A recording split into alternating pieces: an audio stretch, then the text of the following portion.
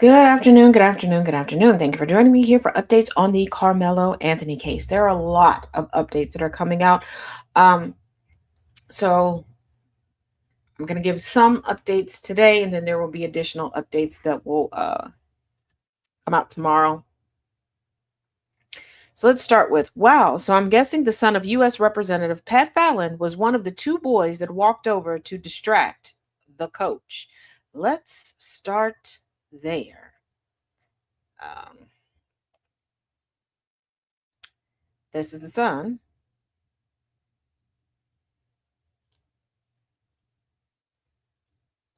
What's being referred to?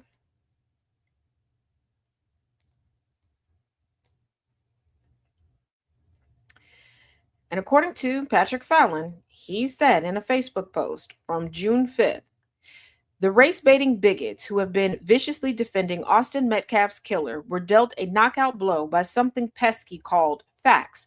The killer instigated confrontation, was desperate to provoke, and was in absolutely no danger. All of the witnesses agree on these basic facts. An African American teenage witness just shared his devastating testimony in front of jurors. Second teenager, who is black, isn't it amazing that they're like, oh, it's the black people that's making this about race, but they're quick to point out who's black and who was testifying in conjunction with. Mhm. Second teenager, who is black, says that Austin even called out Carmelo when Carmelo put his hands in his backpack. According to the second team, Austin said something like, "This is Frisco. You don't have anything in there." And all the other teens agreed. The second teen was sitting right next to Carmelo. So the second team would be Eddie.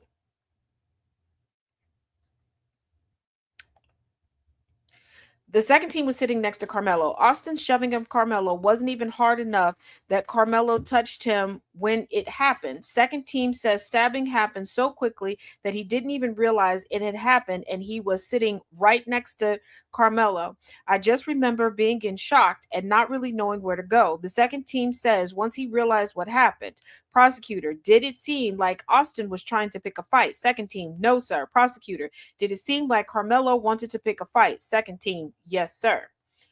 I'm going to take you all through some pictures and just take this in, and I want you to look at how slightly diverse this friend group actually is.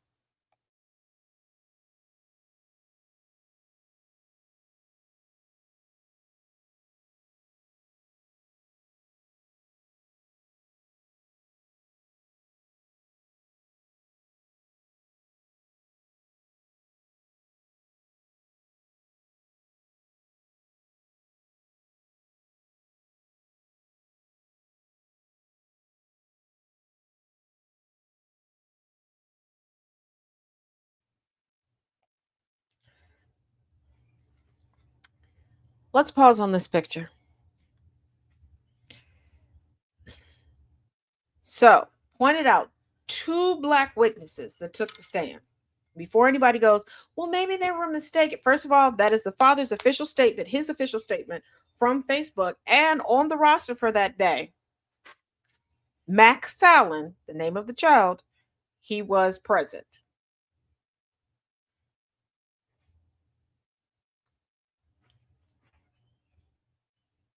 Mhm.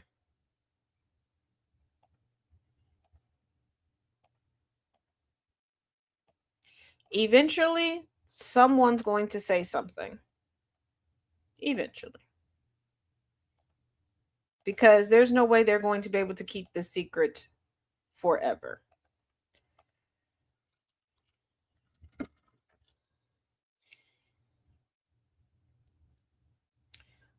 Also, it's a bit of a transcript from an interview that Megan Metcalf, the mother, gave. The reporter said they've been dot dot dot Megan Metcalf. They're the best of friends. I'm so worried about my son because he's going to have to face this world alone because he had a brother that was with him the whole time and now he's going to have to do it alone and I'm just so worried about him. I really am. Reporter, was Hunter with him until the end? Megan, He was they made him go away when they were doing CPR on him. But he was there when he was stabbed, and he was holding, I guess, the wound to keep it from, he was trying to save his brother. But I think he said he saw when he took his last breath before the CPR came back in. So from what I heard, he was unresponsive for 5 minutes. They were able to revive him a little, but I think it was just too little too late. Reporter: what can the community do for your family? Megan: they need to support the kids at the school. Austin was loved by so many people. They just need to know that there are other people out there for them and not against them. This sounds like an intimidation tactic. This sounds like what abusers say in front of other people to signal the abused. And Frisco Memorial's got a football program it's in a process, and we want everyone to know that it's a family, and they are there together. So just put your arms wrap around and support. This is Hunter. Did you want to talk to him? Hunter walks into the camera. Hi, ma'am. Oh, I'm so sorry for your loss. Thank you. Here's the thing. Why immediately bring up the football program?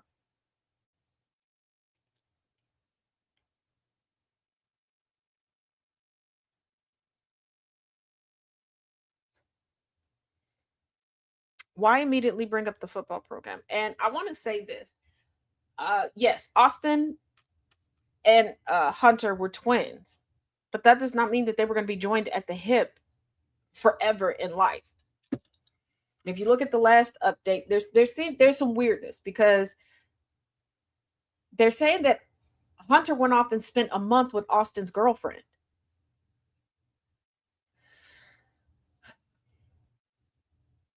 Yeah, hey Trisina, but take a look at this. Real clear because folks keep pretending they don't understand. Carmelo Anthony's appeal is not a debate. It's not a rumor. It's not a maybe. It's a legal reality because the entire trial was a constitutional train wreck.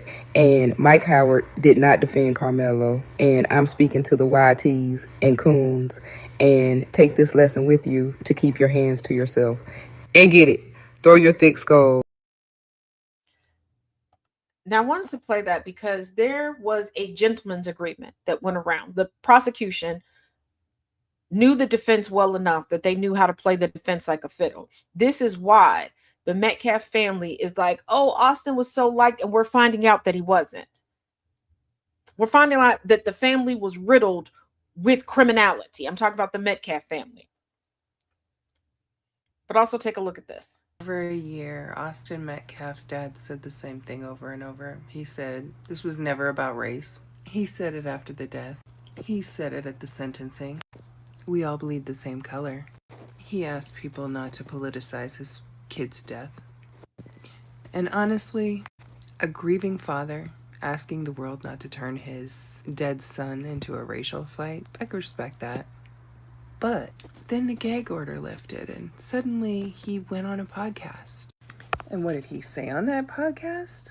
I got a new name for Mellow, okay? How about Watermelon Felon? How's that one strike you? Because 400 years ago, someone actually sold you to us, and we took you over here and put you to work. And then we had a civil war to free your ass. And now you want to talk shit? Oh, I'm being so oppressed. You couldn't even vote 1960. Look how far you've come. Look at all the free shit we give you. You're not oppressed. You're fucking entitled. For 14 months, he told us that race had nothing to do with it. And the second the restraint was lifted, that's when it came out. On purpose. For attention. And I'm going to be honest, because that's all I know how to be on here. When I hear a grown man say that, deliberately, I can't help where my mind goes. I think about what gets said when there's no cameras running. Now, I don't know his home. I'm not going to pretend I do. But I know what that word carries. And I know it didn't come from nowhere. And the reason why this matters is that black families said from the start that race was in this case. And they were told by him, by half the country, no, you're imagining it. They were told to stop seeing what they were seeing, and then the man at the center of it proved them right. Gaslighting 101. I'm not here to mock a father that lost a son. I know firsthand that grief is real. I've watched my dad go through it for the last 20 years. I'm not going to touch that, but Grief doesn't turn racism into something else. It doesn't get a pass because of where it comes from. So you watch what a man says the moment the gag order lifts, because that's who he actually is. And I need people to realize something.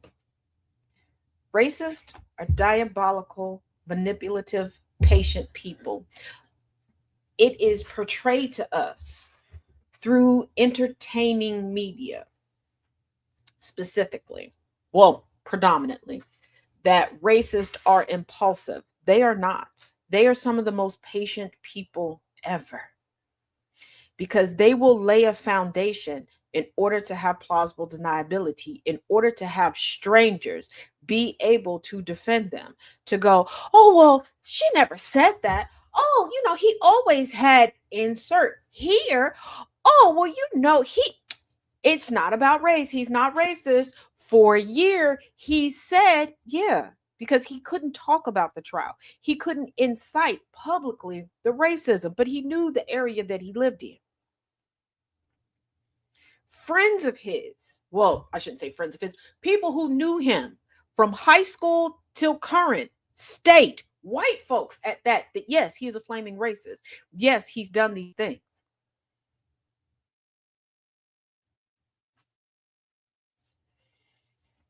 But you want to know something else that I've noticed? He's gotten real quiet since that dream team has stepped in.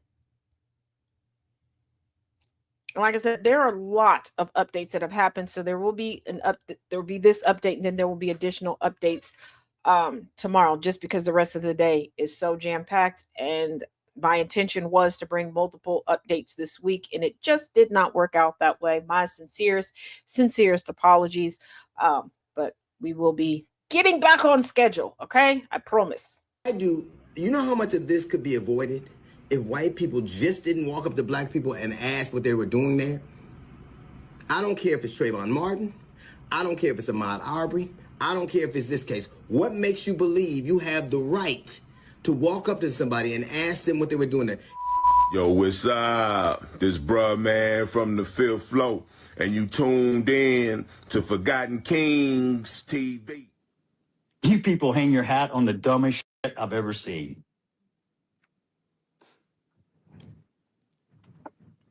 Let me make one up. Y'all can let me make something racist up so y'all can go viral. I got a new name for Mello, okay?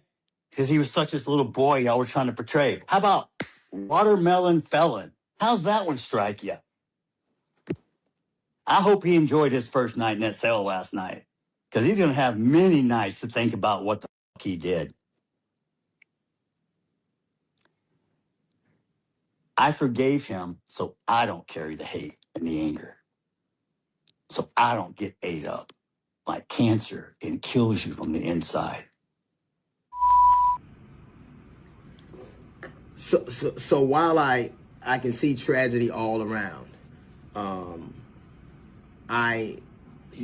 the horror of losing your child is unfathomable. But my question is this. In Texas, it has the highest concentration of black people, the biggest population of black people in the entire country. You had an all-white jury. You don't understand how problematic that is, because let's be clear, white juries haven't been the most judicious. They have let off a lot of people, white murderers, and they have convicted a lot of innocent black dudes.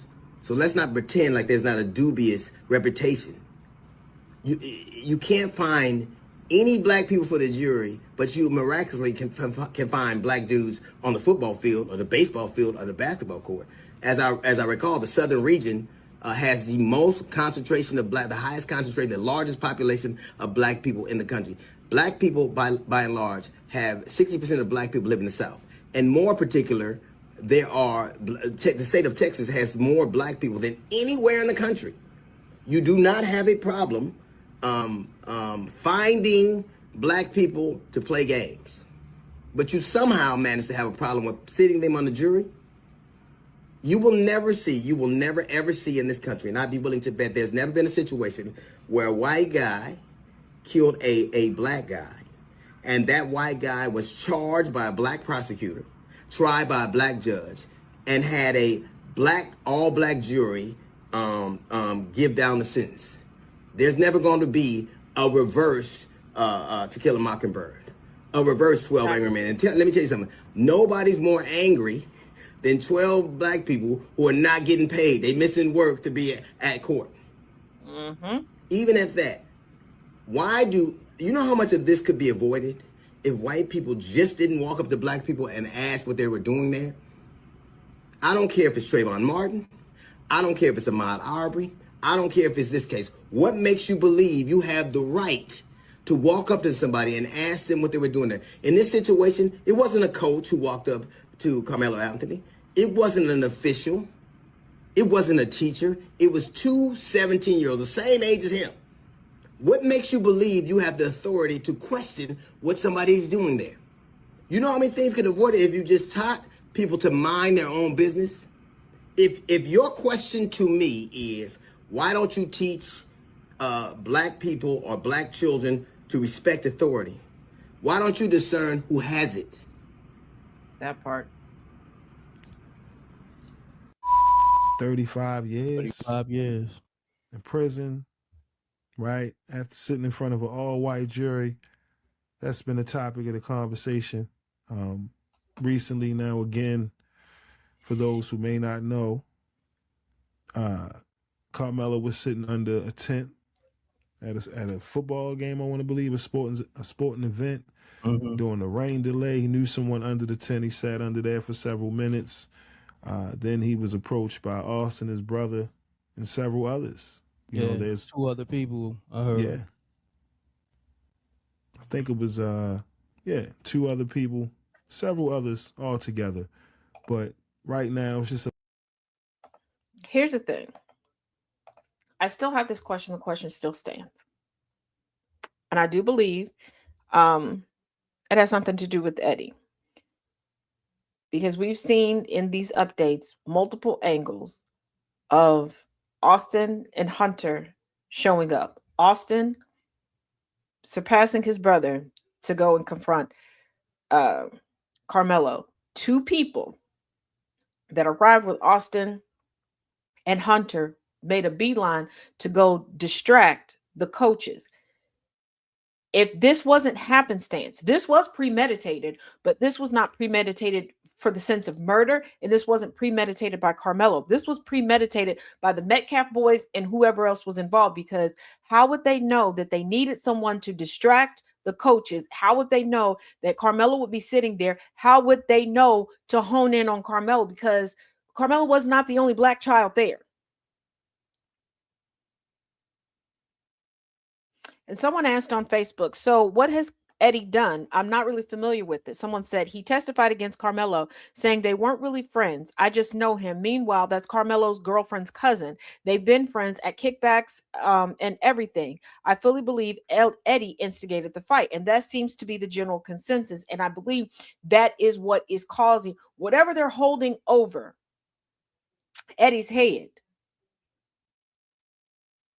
And this is why we haven't heard from anybody. Everybody wants to interview the Metcalf family. They're not the only ones involved in this case. Start interviewing other people. And I say start interviewing other people because you need to find a crack in the dam.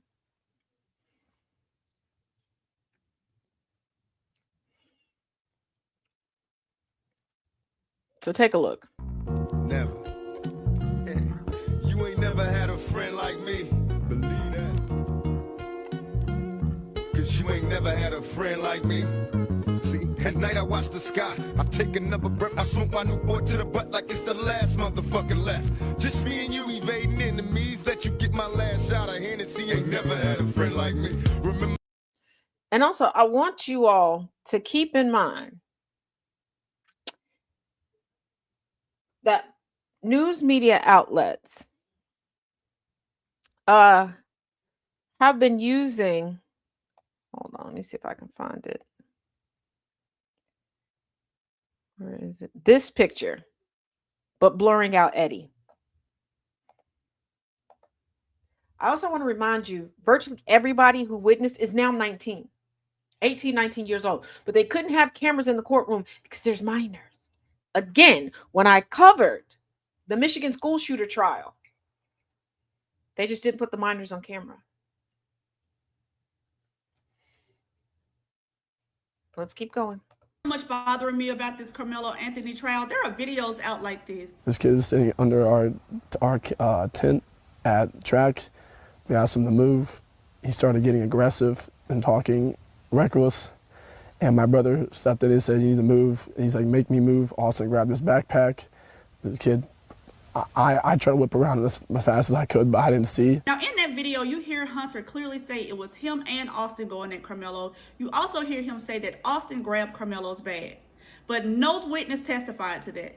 The defense didn't ask anybody about that. Like, what in the hell is going on? So you mean to tell me that Austin walked up 5 bleacher rows to get to Carmelo? He was yelling at Carmelo. Him, his brother, and his friend were standing over Carmelo. And Carmelo was the aggressor in the situation. Carmelo was provoking him. Although Austin is yelling at him, Austin is walking towards him. Austin grabs his bag, according to his brother, and then grabs him by the shoulder and shoves him. But Carmelo is the aggressor in this situation. Like, I don't understand any of it. Like, how the girl testified that she don't know Austin, that she don't know Carmelo. However, she know that this is not about race. You don't know how Austin or Carmelo feel. So how can you say you know for sure that this isn't about race? How can you say that you didn't see what actually took place because you were watching the event on the track, but you know that this was not self-defense? Like, y'all, none of this shit is making sense to me. I am sorry, y'all. This trial has aggravated me. I am taking a 1-week break. I also want to bring something to y'all's attention. This comes from Twitter from J.D. Miles. Last defense witness before judge adjourned for the day. 17-year-old male goes to Memorial High School. Defense. It was raining hard enough for people to be under tents. Witness. Yes. Defense. I want to talk about Melo coming to the tent. It was clear Eddie knew Melo.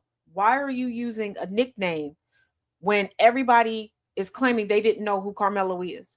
Why are we using nickname? I could understand using a nickname if that's the only name people knew him by, and they were like, yeah, we know who it, to jog their memories. But why are we being witness? Yes. Defense. From Melo entering the tent and interacting with Eddie, it was clear they knew each other. Witness. Yes. Defense. Eddie called Carmelo over to the tent. Witness. Yes, sir. Defense. The interaction between Eddie and Melo was friendly. Witness. Yes, sir. Defense. After Eddie called him over, Melo sat down. Witness. Yes. Defense. For 5 minutes, friendly talk. No one expressed a problem with Melo being there. Witness. No. Defense. Hunter started with a moderate tone and it got more aggressive. Witness. Yes, sir. Defense. Do you remember telling the detective you need to move before I beat your ass? Witness. I don't recall saying that. Defense approaches the witness with papers. Witness agrees. Austin said something like that or similar of that, wanting to beat his ass. So it's like, what is the point? If everybody's sitting down and there's space for you to sit down, what is the point? What was the point? And it pisses me off that nobody's asking that. If you're going so hard to defend the Metcalfs, why are you not asking what was the point? Especially now that we're getting people saying that, oh, I know it's stand your ground and I know this person came and was going to attack you in other situations, but you should have done this. How come nobody's saying to the Metcalf boys, why didn't you go get an adult? Defense. Austin is standing up. Melo is seated. Witness. Yes. Defense. That's when Melo reached in his bag after Austin mentioned something about wanting to beat his ass. Witness. Yes. How? Because we had another witness to claim that the big backpack was picked up and thrown. Defense. Austin calls his bluff and says, I know you don't have anything in that bag. Witness. Yes. Defense. For Austin to make his way to Melo, he has to move up 5 rows. Witness. Yes. If Austin is 5 rows away, for the sake of argument, if he's 5, why are you going in the bag? Like, nobody's going to go into their bag until you start approaching. It would make sense to grab it once he starts moving. If he's all the way down there, what's the point? Defense. Austin takes a step or two, then they talk And that continues. Witness, yes. Defense, do you recall the first person to say, Mello, who are you? Witness, Hunter Metcalf. And the thing about it is, Hunter has not really shown any emotion. Now, he could be the type that only breaks down in private, but to be willing to go on camera and to immediately start lying about what happened, I don't know. Like, bruh, why aren't you riddled with guilt over you starting a confrontation and your brother losing his life? Defense, Hunter is a big guy. Witness, you could say. Defense, at the time of the event, Austin was a little bigger. Witness, I'd say substantially bigger. That goes to our last update when it seemed like Austin was the shining star and Hunter, as confirmed by the mother Megan, was more of the aggressor. Defense, I believe you told the detective Hunter didn't tolerate being disrespected. Witness, yes. Defense, so Hunter tells Mello to leave. Witness, yes. Defense, Mello said, no one has a problem with me being here besides you. Witness, yes. Defense, at some point, Austin and Hunter stand up. They have been seated. Witness, yes. Defense, if you put Mello and Austin next to each other, Mello is smaller. Witness, yes. Defense, Mello says, as long as you don't touch me, we're cool. Or don't touch me. Witness, yes. Defense, you told the detective Austin reaches up and taps Karmelo on the shoulder. Mello is still seated. Witness, yes. Defense, there's a touch and then there's a grab. Witness, yes. Defense, he, Austin, grabbed both hands. Witness, both of his hands were in motion. Defense, Austin is reaching for Mello, and at that point, Mello's hand comes out of the bag. Witness, yes. They're now taking a 12-minute break as of 4:54 p.m. Witness says he called 911. The prosecutor asked witness to show stabbing motion. Prosecutor, who was in the wrong and who was in the right? Witness, I think Karmelo was in the wrong. After everything that was described, this child told the truth. Now, I wonder if this is the witness that they say Jeff Metcalf was making eye contact with. Well, one of them. Prosecutor, Karmelo Anthony provoked this. Witness, yes. How do you listen to that as a jury? Everything that I just read to you, how do you listen to all of that and believe someone when they say that Karmelo Anthony was the aggressor? Because if folks want to talk about witness testimony and what witnesses said, that was a witness. That is what the witness said on the stand.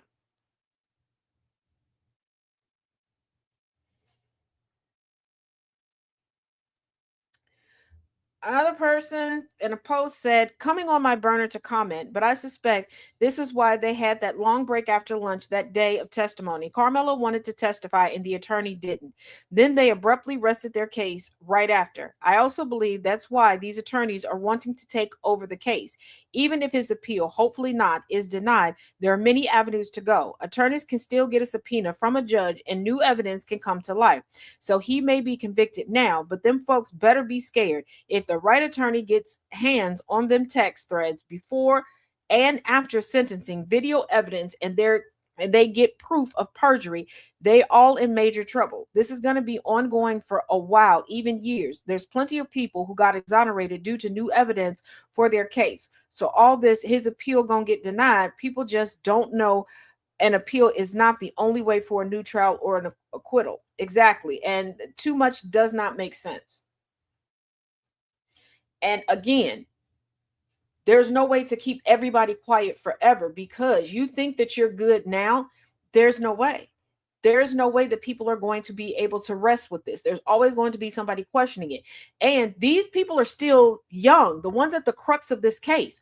We know that a simple argument amongst adults on the internet causes full-grown adults with mortgages, husbands, teenage kids in high school to start exposing one another. What do you think will happen with individuals whose frontal lobe hasn't completely completed? Another person says, I totally agree. It was a setup. I believe that EP informed Eddie, the twins, about Karmelo speaking bad about the twins' football season. And here's the thing. Ego is a mofo. Ego is a mofo, but to set somebody up to get jumped and you want to go run tell that to your friends, like, well, he was talking junk about y'all. Y'all were on competing teams. That's the nature of the beast. You're going to trash talk. You're both football players. Yeah, you know, I could take this. There are men and women right now that have not played their respective sports since middle school that are watching professional sports right now. They're sitting back watching the World Cup going, yeah, you know, I could beat such and such. Yeah, they trash. Da, da, da. This is where you step in as parents and actually parent. But y'all don't want that. Y'all just want the credit for when the kids do something great and you want to blame everybody else when they do something wrong. Nah, that's your spawn partner. I believe that EP informed the Twins about Karmelo speaking bad about the Twins' football season. Hunton even stated that Karmelo was talking bad about their football season in one of the interviews, and remember the cheerleaders' email about the violent incident at Canes regarding a girl talking about them losing a game. I truly believe this whole situation was due to some disparaging comments and bruised egos, not race at all. Oh, race had a part to play in it, because if you think in a sports heavy, especially football heavy area like that Carmelo Anthony was the only one talking shit about the team? No. And they're like, oh, we didn't know him, but we're pissed that he was talking smack about us. But he didn't know anybody under the tent. So how did you know that in the privacy of his own home, he was talking smack? Because some of the boys involved in the attack on Karmelo were black, and also Hunter asked Karmelo who he was. Why do you need to know someone's name if you're simply asking someone to move? No, they were confirming that they had the right guy to beat up, and being that students do travel to and from other schools' tents, they had to be sure it was Karmelo. EP had him sitting right next to him, and it doesn't matter that some of the kids were black. Y'all act as if throughout history there haven't been contested coalition members. You act as if there aren't black people, brown people, indigenous people, in order to save their own neck, won't join in. No different than there are women who, to avoid continuously being somebody's victim, will recruit the next round of victims. Let's not play simple. Let's stop compartmentalizing rationale and reality away from rationale and reality. EP is the only person who knew Karmelo, right? But EP denied knowing Karmelo because he didn't want to be linked to the setup. That's that person's theory. Yeah, he doesn't want to go to jail. Because again, this is showing premeditation. I know my friend, because think about it. Whether high school, intramural, even if you belong to a league now and you're friends with somebody, y'all talk. Oh, yeah, you know, I'm going to be at that track. You going to that track meet? Oh, you are. Da, da, da, da, da. And here's that opportunity, because the fact that, do I think that they planned on doing it there originally? Nope. It was probably some other place that is frequented, that there probably weren't any adults around usually, that they probably planned on doing it. When there was a rain delay, Eddie was like, oh, this is the perfect opportunity. Probably shot off a text. Like, hey, it's raining, come on through. Because they were sitting under the tent from the video. You can go to previous updates. And that's when the Metcalf twins came. But that's still premeditation. Oops. Let's take a look. I think the fact that they were allowed for 21, I think it was 21 witnesses to get up there, and all of them to, you know, render an opinion on the ultimate issue. I heard that the last question for all, because I do this, so I heard that the last question for all 21 witnesses was, do you think this was self-defense?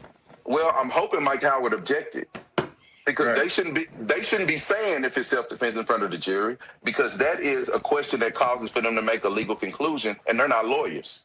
So if he objected, that's something that they could take up on appeal. If not, the state might have snuck that one by. But, you know, to sneak something by somebody 21 times, again, that either speaks to his incompetence or his involvement. I don't know. I ain't saying which one it is. You see what I'm saying?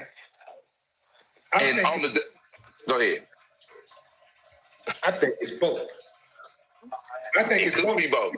The reason why I say it's both is because, number one, it was just for him not to present that, for him not to object, but only like a one or two times during the entire trial, you know, for him to think he could get away with that shows the incompetence.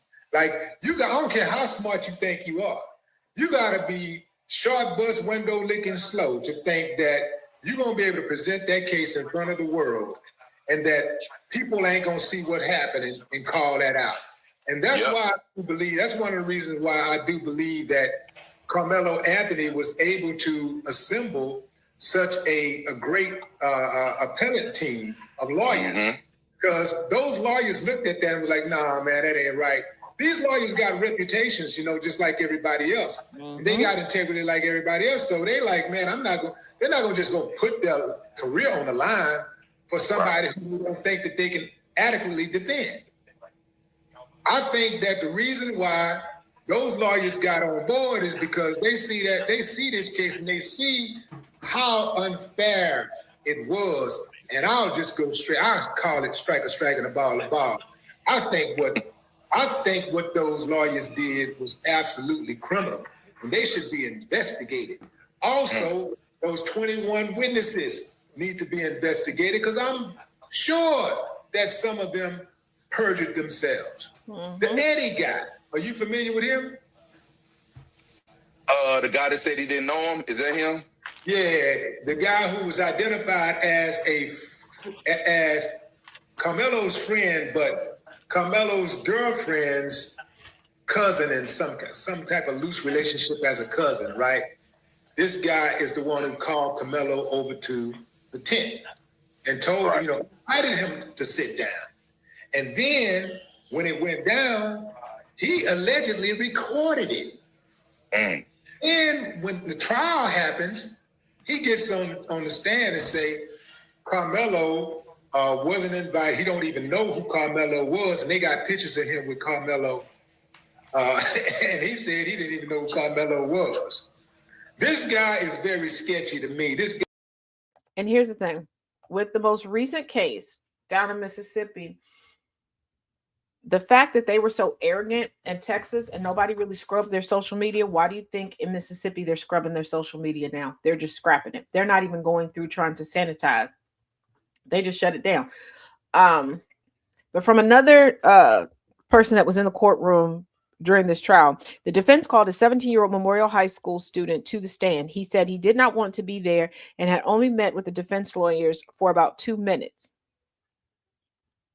He was also interviewed by a detective after the stabbing. In that interview, he told police that his teammate, Eddie Parra, had called Anthony over to the tent. He said he saw them shake hands. Anthony sat down, and then the two talked. The teen said it was Metcalf's brother, Hunter, who first called attention to Anthony. The fact that he didn't want to be there, that should let you know just how horrific the Metcalf twins were, especially Hunter.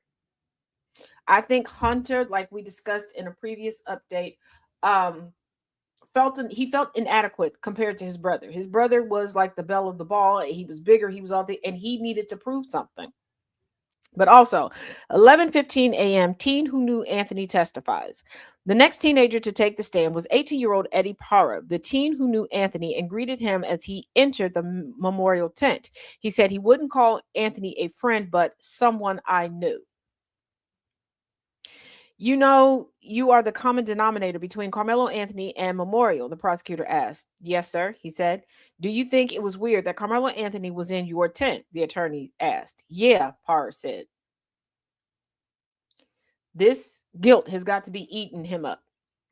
He testified that he didn't talk to Anthony for long, but never asked him to leave. He recalled Metcalf getting defensive over an outsider being in their tent.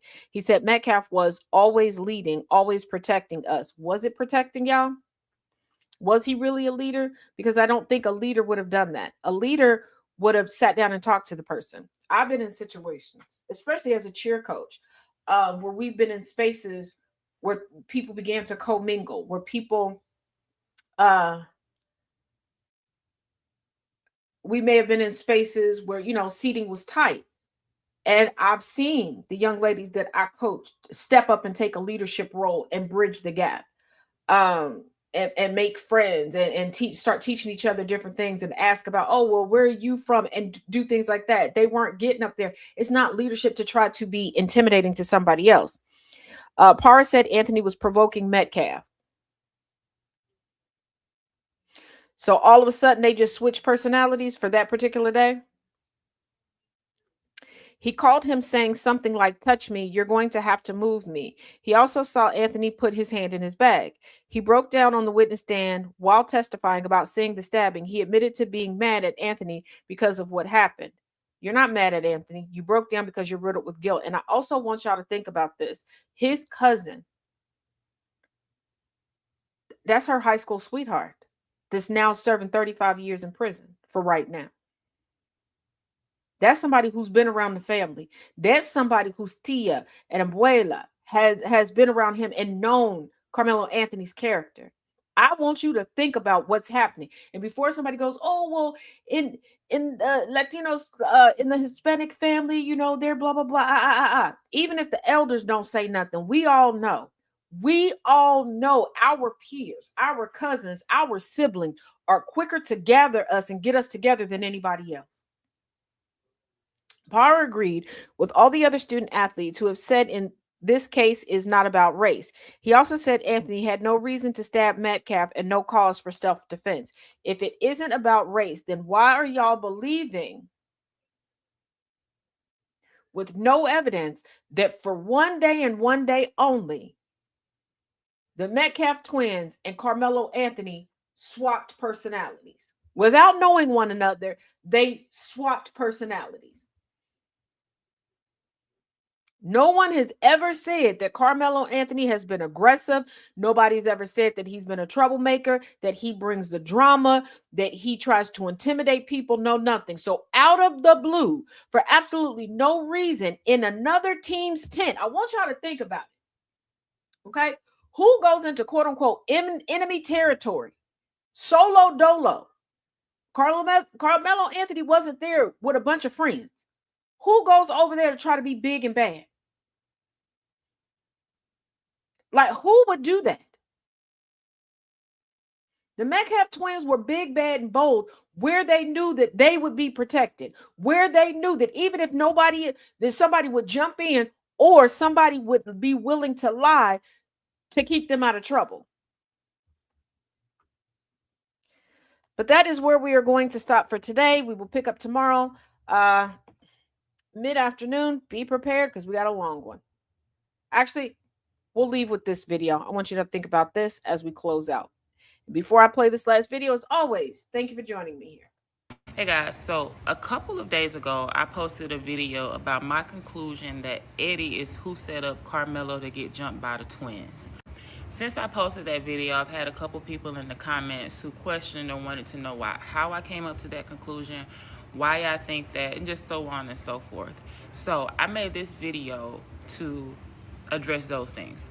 Okay, before I deep dive into that question, I want to set the prerequisite that this is in no way a video to race bait, to further divide this country, to form a biased opinion. Everything I'm saying in this video is based off of the facts of eyewitnesses, people who actually saw the original unedited video, and really testimony, you know. I say that to say, if you're here for any of that, you can leave. Okay, if you're still here, let me dive into why I said what I said. Okay, so far, there have been 5 people who have come forward, including eyewitnesses who were right there when the incident occurred, and people who saw the original video back when the incident first happened last year, before this edited video being started. I would also like to say that of those 5 witnesses, 3 are African American and 2 are Caucasian. And that's just to set the tone so that you guys know this is not a biased opinion. Okay, I'm gonna start with the actual eyewitness because the eyewitness was there before anybody saw any type of video. By her account, she was sitting right there when everything happened, and her words verbatim was that Carmelo never stood a chance. She also said that the twins came in straight to Carmelo and started the incident. And she also confirmed that Carmelo was jumped. Okay, as far as the other 4 people who saw the original video, they all said the same thing. All consistently across the board said the exact same thing, is that a group of boys, including the twins, came through the gate. 2 people went to distract the coach, and the other 4 boys went straight to Carmelo. Now, I want to hone in on a couple things. Those two boys that went over to distract the coach, because every single eyewitness said that. Everybody that saw the video said 2 boys went over to distract the coach. That fact alone, that detail alone, shows intent on the twins' behalf. Because why did they need to distract the coach? I want you guys to consider the fact that the school and the coach could also be liable because this happened during the school event. So that would have been negligent on the school's behalf. They're trying to protect themselves from a lawsuit as well. Those same eyewitnesses also said that they saw Eddie in pursuit of Karmelo to fight him when he ran over to the coach. But Eddie's his friend though. So not only was the coach negligent, Karmelo's friend was also chasing him to fight him. Now, think about the fact that every single eyewitness, except Eddie, said that they saw Karmelo under the tent talking to Eddie. They even said they dapped each other up, almost as if they planned to meet each other under that tent. So, what we have is the group came in, 2 boys went and distracted the coach, and the other 4 boys came in and surrounded Karmelo. All of the witnesses said Karmelo was surrounded while he was sitting. Now, there was also a rumor or something around that Eddie supposedly recorded a video, but then he came out and he said he was play recording. Y'all ain't slow, right? Eddie would have been the only person that had the video because Eddie was the only person who knew what was about to happen because he's the one that made the call. That's why he was able to do like this with his phone, record, because he knew what was about to transpire. He was already ready for it. Now, the people that actually saw the video said that Karmelo was surrounded. You could see that they all jumped on him, and you could even see when Karmelo attempted to leave and he was pulled back in by his sweater by one of the twins. The sole eyewitness who was right there said that the twin fell on the knife when he lost his footing during the attack. Karmelo did not stab him. That is what the eyewitness said. Maybe she didn't have anything to lose by telling the truth. She wasn't African American. She didn't go to school with the boys. So just maybe she had nothing to lose by telling the truth. Now, I can't guarantee this part because obviously I wasn't in the courtroom, but there have been people that have been in the courtroom who saw the original video who said that they only showed the part of that video after Karmelo attempted to leave. They did not show when the initial attack happened, which would make sense. And it's also why people are saying, well, why didn't he just leave? Sounds like to me he tried. Since there was a gag order and Karmelo was never able to give his side of the story, then all we have is Hunter's side. And according to Hunter, they were already sitting there and they just asked Karmelo to leave the tent. 15 times at that. And so that made me pose the question here. I don't personally even like to repeat myself 2 to 3 times, okay? How nice do y'all think he was when it came to asking 15 times? Do y'all think he asked 15 times nicely, or was it possibly aggressive? If he even asked. Also, you have to ask yourself, these are kids. This is a group of kids, okay? This is a group of kids and emotions are high. Do you really think they're counting how many times the twins asked Karmelo to leave the tent? Leave, leave, leave, leave, leave, leave, leave, leave, leave, leave, leave, leave, leave. How many times did I just say that? Kids don't have that type of attention span. I said that to say, obviously, their stories were corroborated because the detectives or the local police didn't separate them at all, so they had time to get their story straight. Now, back to my conclusion that Eddie is the one who set up Karmelo. Eddie was actually the only student that got up there on the stand and said that he didn't know why Karmelo was there. Said he was shocked, like, wow, why are you here, bro? That totally goes against what your other constituents said. They all said that you and Karmelo was dapping each other up like y'all was homies. But you didn't say that. Why? Now, allegedly, there are some text messages between Karmelo and Eddie from the night before where they actually planned to meet each other under Eddie's tent. Allegedly, Karmelo wanted to testify and speak to those text messages to also speak to why he was under the tent because that was a major question for a lot of critics. Allegedly, his attorney told him that would be a bad idea. And while I understand everybody doesn't know what a setup looks like, I understand what a setup looks like. Let me break this down for you guys a little bit. Anytime something major happens, what we're looking for is who just showed up and who just left. Who lied and who couldn't get their story straight. Who's stammering? Who's lying and who stands to benefit from the lie? There's been a lot of conclusions of why Eddie lied. People have said it's because they were threatened by the twins. They were saying because, you know, he went to school with them because he was scared and so on and so forth. It's really none of those if you really think about it. Eddie lied to protect himself, okay? Point blank period. He lied to protect himself and premeditated at that. I saw a lot of people asking why would Eddie set up Karmelo? And I saw people saying that maybe it was because of Karmelo's girlfriend. Maybe he wanted Karmelo's girlfriend. Some people said Eddie was the girlfriend's cousin. Some people said they were just close and their parents were close and they really weren't blood related. I've even saw where they said Austin had a crush on a girlfriend. I don't know. I don't want to put those things out there to be facts. But if they are facts, that means that the girlfriend probably knew and that she's probably a witness.